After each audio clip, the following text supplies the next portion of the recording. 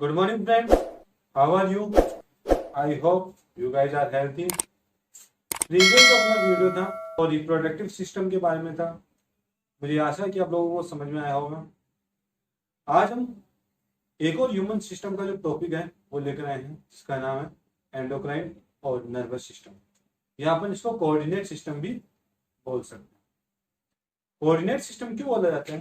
क्योंकि हमारे जो डिफरेंट ऑर्गन होते हैं उनमें कोऑर्डिनेशन का काम, एक दूसरे को इंस्ट्रक्शन देने का काम, एक दूसरे से वर्क करवाने का काम कौन करता है? ये कोऑर्डिनेट सिस्टम करता है। तो आइए लेट्स स्टार्ट दिस वीडियो।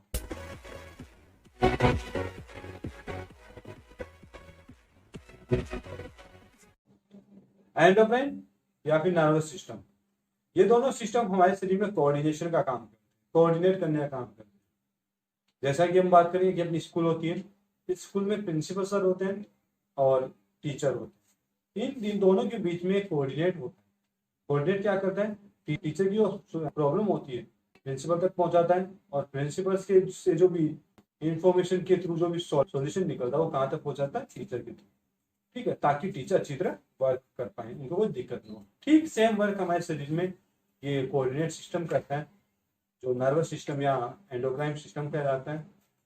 हमारे शरीर के जो अंग होते हैं, जो ऑर्गन्स होते हैं, बॉडी ऑर्गन होते हैं, उनको परफेक्ट वर्क करने के लिए एक कोऑर्डिनेशन की आवश्यकता होती है। वैसे तो आपको पता है कि हमारी बॉडी में बहुत महान महान, बहुत ही बड़े बड़े नामी गिरामी ऑर्गन भरे पड़े हैं, जैसे लंग्स है, किडनी है, ब्लड है। ठीक है, लेकिन इन सभी के ऊपर ये अपना खुद वर्क नहीं कर पाती है। ठीक है, इनको वर्क करवाने के लिए कोऑर्डिनेट की आवश्यकता होती है। उस कोऑर्डिनेट का नाम क्या है? नर्वस सिस्टम या फिर एंडोक्राइन सिस्टम। सभी ऑर्गन को परफेक्ट वर्क करवाने के लिए एक सिस्टम की आवश्यकता होती है, उसको अपन एंडोक्राइन सिस्टम या फिर नर्वस सिस्टम या फिर कोऑर्डिनेट सिस्टम बोलते हैं। The coordination among various organ is achieved by a special system called nervous system. इसके अलावा नर्वस सिस्टम के अलावा एंडोक्राइन सिस्टम भी अपनी जो कोऑर्डिनेशन में थोड़ी बहुत क्या करता है? हेल्प करने का काम करता है।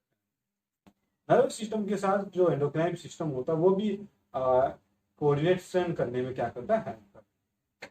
क्या आपको पता है कि नर्वस सिस्टम होते हैं वो हमारी बॉडी में बहुत जगह तक, अधिकांश जगह पर क्या होती है? फैली हुई रहती है। ठीक है, लेकिन कुछ पार्ट ऐसे होते हैं जहां पर नर्वस सिस्टम नहीं पहुंच पाती, तो उन पार्ट पर पहुंचने के लिए कौन सा सिस्टम होता है? एंडोक्राइन सिस्टम होता है। एंडोक्राइन सिस्टम क्या होता है? एंडोक्राइन सिस्टम एक ग्रुप ऑफ एंडोक्राइन ग्लैंड होता है। एक एंडोक्राइन ग्लैंड का एक ग्रुप होता है। क्या होता है एंडोक्राइन ग्लैंड? प्रीवियस वीडियो में अपन ने पढ़ ली थी कि एक ऐसी ग्लैंड जो अपने सेक्रेशन को विदाउट डक्ट, या अपन कहें डक्टलेस जो ग्लैंड होती है, उसको अपन क्या बोलते हैं? एंडोक्राइन ग्लैंड बोलते हैं।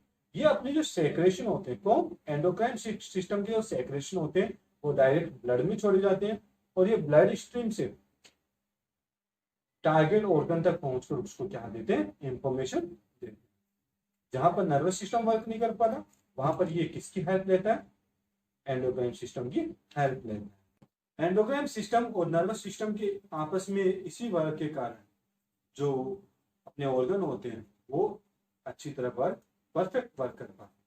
ठीक है, अब हम पढ़ते हैं अपना जो मेन टॉपिक है उसको स्टार्ट करते हैं। इसका नाम है human nervous system. Human nervous system को आज हम डिफाइन करेंगे। The system which is control the work in the various organ and coordination the functioning of different organ is called nervous system. हमारी ह्यूमन बॉडी में जो different organ होते हैं उनको अच्छी तरह वर्क करवाने के लिए जो हमारे शरीर में जो सिस्टम होता है उस सिस्टम को अपन क्या बोलते हैं? कोऑर्डिनेशन। हमारे डिफरेंट ऑर्गन के बीच में कोऑर्डिनेशन स्थापित करने का काम करता है और उनको इंस्ट्रक्शन देता है वर्क करने के लिए। ये किसका काम होता है? Nervous system. इसको टू टाइप में डिवाइड किया गया। किसको? ह्यूमन नर्वस सिस्टम को टू टाइप में डिवाइड किया गया है। फर्स्ट अपने पास सीएनएस यानी central nervous system, and second is PNS, peripheral nervous system. First लेते हैं बच्चों अपन CNS, central nervous system. Central nervous system is compose of brain and spinal cord. Spinal cord और ब्रेन से क्या होता है, ये कंपोज होता है, बनता है। और सेकंड अपने पास पेरिफेरियल नर्वस सिस्टम। जो पेरिफेरियल नर्वस सिस्टम होता है वो स्पाइनल कोड से निकलने वाली नर्वस से क्या होता है, कंपोज होता है। इसमें टू टाइप की नर्व प्रेजेंट होती है। फर्स्ट है सेंसरी नर्वस सेल्स और सेकंड अपने पास motor nerve cell. Peripheral nervous system होता है, उनको वर्क करने के बेस पर उनके टू टाइप में डिवाइड किया गया है। फर्स्ट है somatic nervous system and second autonomic nervous system. ठीक है, पेरिफेरल नर्वस सिस्टम को हम बाद में डिस्क्राइब करेंगे। फर्स्ट अपन लेते हैं CNS, central nervous system. CNS जो अपन क्या है, CNS central nervous system. Central nervous system is compose brain and spinal cord. Spinal cord और ब्रेन से कंपोज होता है। तो फर्स्ट अपन लेते हैं ब्रेन।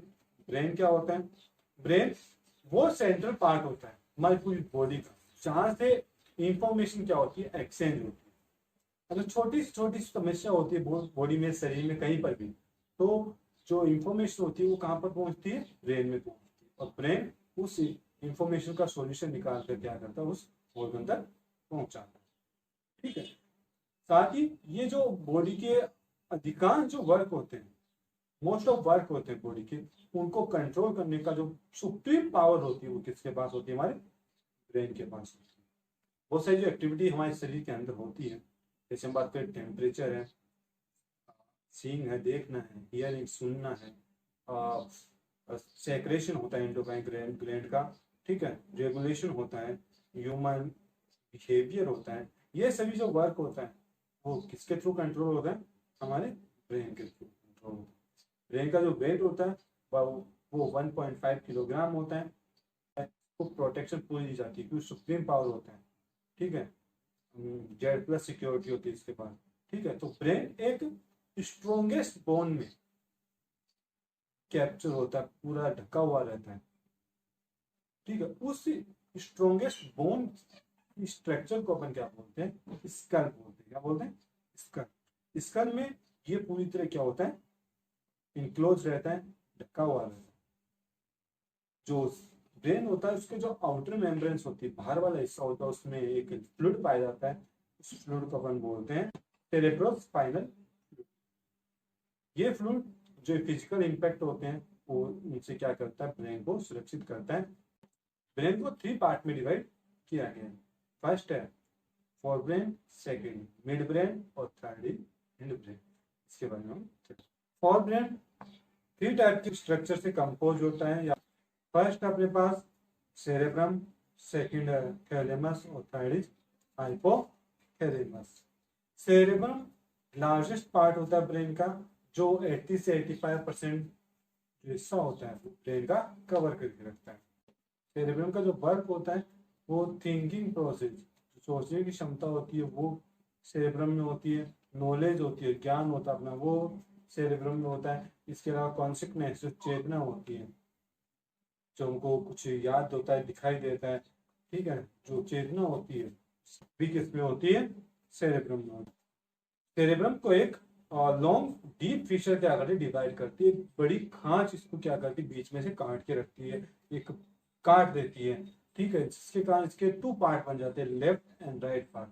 लेफ्ट एंड राइट दोनों पार्टों को अपन सेरेब्रल हेमिस्फीयर बोलते हैं। लेफ्ट पार्ट को लेफ्ट सेरेब्रल हेमिस्फीयर और राइट पार्ट को right cerebral hemisphere.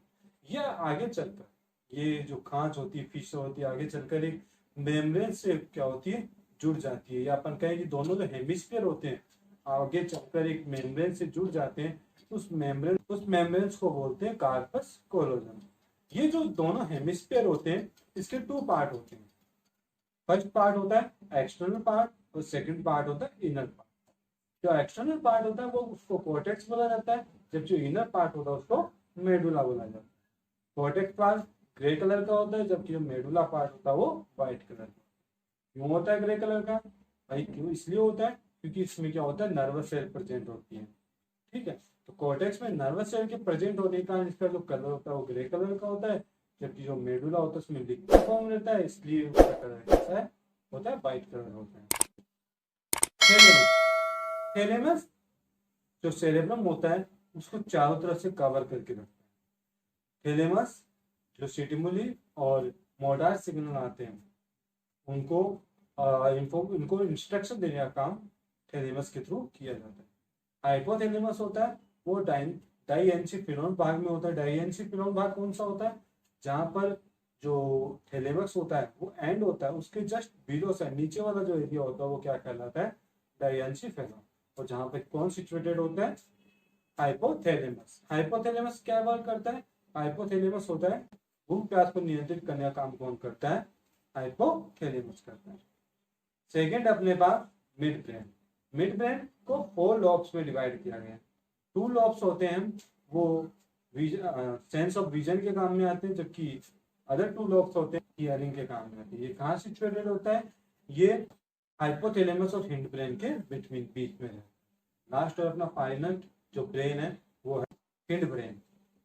Hind brain कहाँ पर होता है, हिंड ब्रेन क्वेश्चन पार्ट होता है वो क्या कहलाता है, hind brain. Hind brain 3 type की स्ट्रक्चर से मिलकर बना हुआ होता है, cerebellum, pons and medulla oblongata. Cerebrum और सेरेब्रम में अंतर होता है, दोनों डिफरेंट पार्ट होते हैं। ये जो हिंड ब्रेन होता है वो सेकंड लार्जेस्ट पार्ट होता है ब्रेन का। सेरेब्रेलियम जो वॉलेंटरी एक्टिविटी यानी वो स्वैच्छिक क्रियाएं होती है, जैसे हाथ पैरों का हिलना, मूवमेंट करना, वो सभी किसके द्वारा कंट्रोल होती है, वॉलेंटरी एक्टिविटी किसके द्वारा कंट्रोल होती है, सेरेब्रेलियम के द्वारा। कौन जो के पार्ट्स को क्या करता है, कनेक्ट करने का, जोड़ने का काम करता है। मेडुला ऑब्लांगेटा, मेडुला ऑब्लांगेटा जो इनवॉलेंटरी एक्टिविटी होती है उनको कंट्रोल करने का काम करता है, जैसे कि हम कह सकते हैं हार्ट बीट, ठीक है, बीपी, ब्लड प्रेशर, इन सभी को कंट्रोल करने का काम ब्रेन के जिस पार्ट में होता है उसको अपन क्या बोलते हैं, मेडुला ऑब्लांगेटा। और वो कहाँ पर सिचुएटेड होता है, हिंड ब्रेन में, हिंड ब्रेन में सिचुएटेड। मैंने आपको ब्रेन और इसके टाइप बता दिए। किसी बच्चों को नहीं समझ में आ रहा है तो कमेंट बॉक्स में कमेंट कर सकते। लास्ट अपना जो सीएनएस का जो पार्ट है, स्पाइनल कॉर्ड। स्पाइनल कॉर्ड हमारी जो मेडुला ऑब्लांगेटा होता है वहां से स्टार्ट होते हुए 45 सेंटीमीटर लंबी स्ट्रक्चर होती है, ठीक है। ये हिंड ब्रेन से स्टार्ट होती है। हिंड ब्रेन में ये स्टार्ट होती हुई और 33 वर्टिब्री से क्या होती है, घिरी हुई रहती है। ये इसमें इस जो स्पाइनल कॉर्ड होती है 2 टाइप की लेयर, स्पाइनल कॉर्ड में 2 टाइप की लेयर होती है। फर्स्ट जो लेयर होती है वो ग्रे कलर की होती है, जो रोड लाइक स्ट्रक्चर होती है, ठीक है, जो कंटिन्यू हिंड ब्रेन से वर्टिब्रल कॉलम के थ्रू रोड लाइक स्ट्रक्चर में फैली हुई रहती है। आउटर जो लेयर होती है वो व्हाइट कलर की होती है। वर्टिब्री स्पाइनल कॉर्ड को प्रोटेक्शन देती है, ठीक है। इसका जो वर्क होता है स्पाइनल कॉर्ड, वो जो इंफॉर्मेशन होती है या जो नर्वस सेल्स होते हैं, नर्वस सिग्नल होते हैं जो या तो ब्रेन में जा रहे होते हैं या ब्रेन से जो आ रहे होते हैं, उनको पथ देने का काम करती है, रास्ता देने का काम करती है। और जो रिफ्लेक्टिव रिएक्शन होती है उनमें क्या करती है, ना इंस्ट्रक्शन देती है।